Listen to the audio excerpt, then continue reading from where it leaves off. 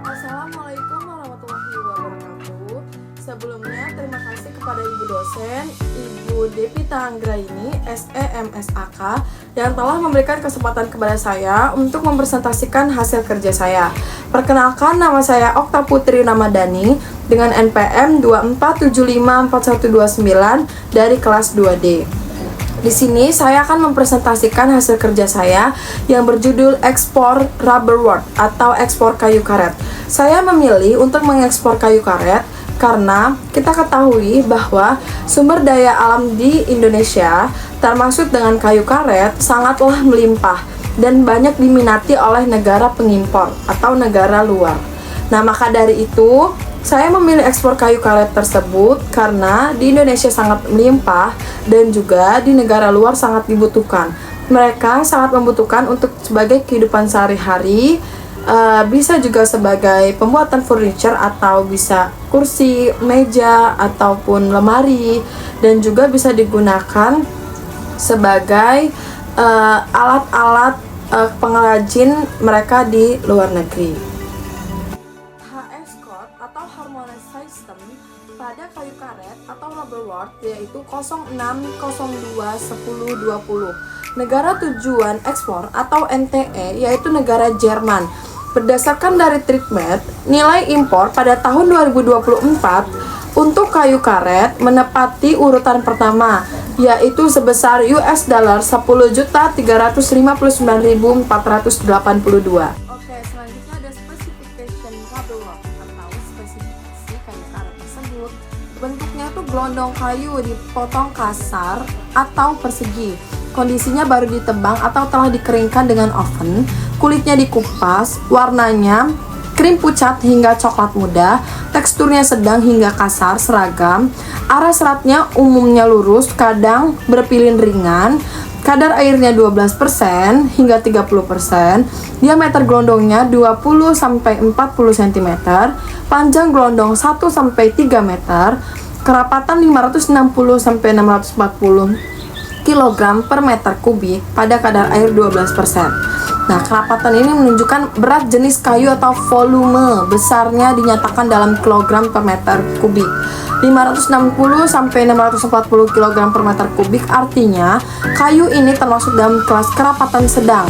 Semakin tinggi nilai kerapatan, semakin berat kayunya dan kuat dan tahan lama. Kerapatan diukur pada kadar air 12% yang merupakan kadar standar kayu kering untuk penggunaan komersial. Selanjutnya kekerasan atau jangka sekitar 980 sampai 1200 Newton. Nah, mengukur seberapa keras atau tahan lama kayu terhadap tekanan nilai ditunjukkan dalam Newton atau N.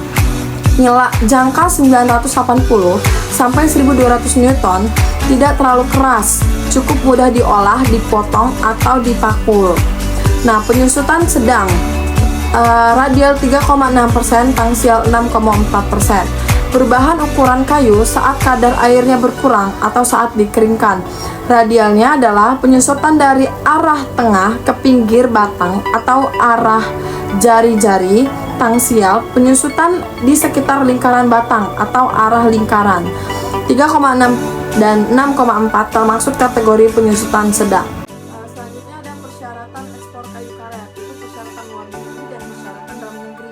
Yang pertama ada persyaratan luar negeri dulu, yaitu tarif bea masuknya 2,4%, jarak pemasok rata-ratanya 577 km, volume importir tahun 2024 kurang lebih 503.848 ton untuk produk terkait, dan persyaratan umumnya itu wajib sertifikat fitosanitari, yaitu sertifikat dari otoritas karantina tumbuhan yang menyatakan produk bebas dari hama dan penyakit tumbuhan layak ekspor. Dan yaitu produk harus difumigasi jika belum dikeringkan atau di oven. Jika kayu belum dikeringkan secara oven, maka wajib difumigasi agar bebas hama. Nah, selanjutnya ada sertifikasi regulasi ISPM 15 jika dalam bentuk kemasan atau palet kayu.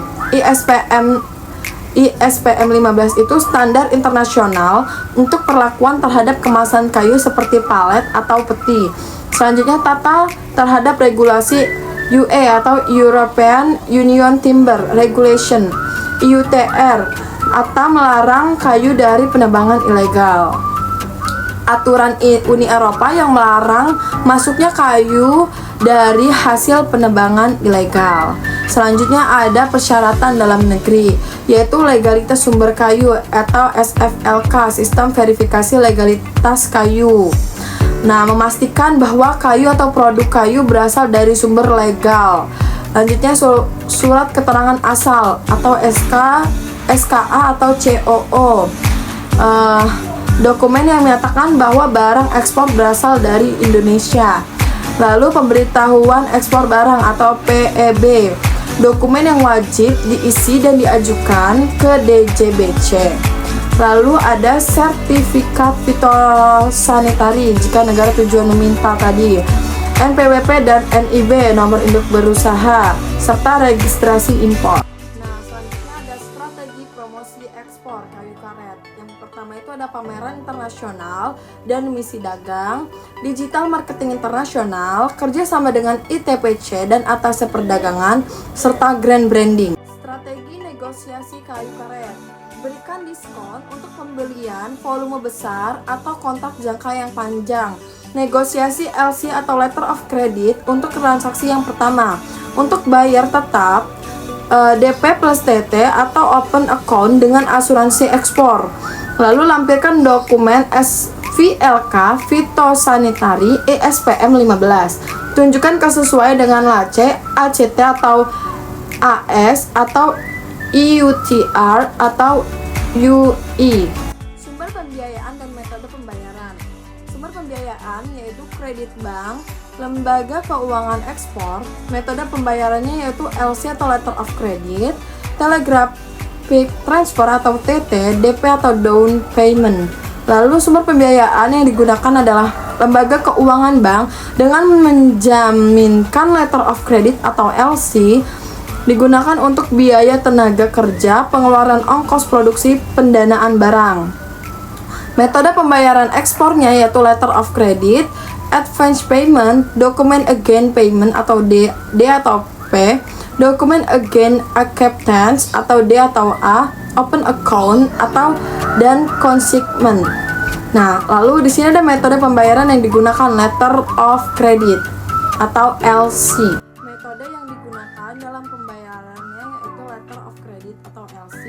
LC sendiri yang berisi mengenai details, terus pemesanan barangnya, penerimaan manfaatnya, jumlah kreditnya, terus tersedia dengan bank apa saja, dengan negosiasi atau apa, terus draft letter of credit, state of bank apa, pengiriman parsialnya, trace mapnya, terus itu deskripsi barangnya, terus dokumen yang dipersyaratkan apa saja dan ketentuan tambahannya apa.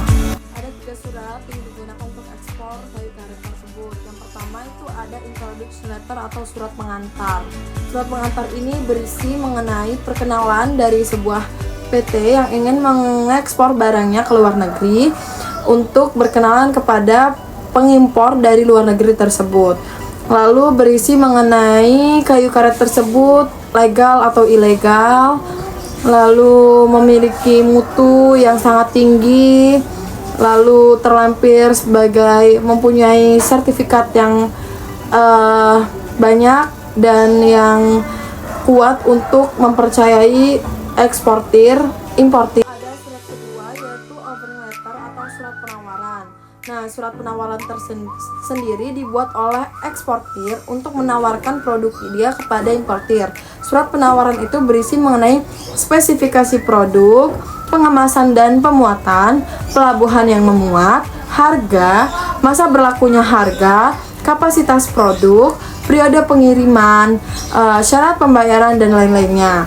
Nah, fungsi dari surat penawaran ini agar para importir itu mau bekerja sama dengan eksportir yang menawarkan barang-barangnya sendiri. Lalu yang ketiga ada negotiation ya.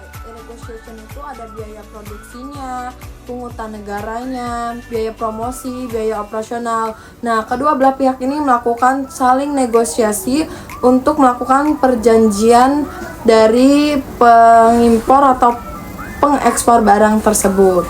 Setelah melakukan negosiasi, para pengekspor dan pengimpor tersebut membuat surat perjanjian atau sales contract yang telah disepakati oleh kedua belah pihak.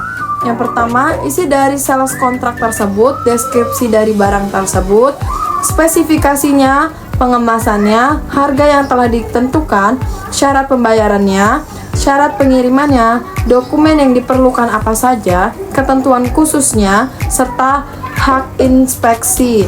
Nah, setelah itu mereka menandatangani dari sales contract tersebut dari pengimportir maupun eksportirnya.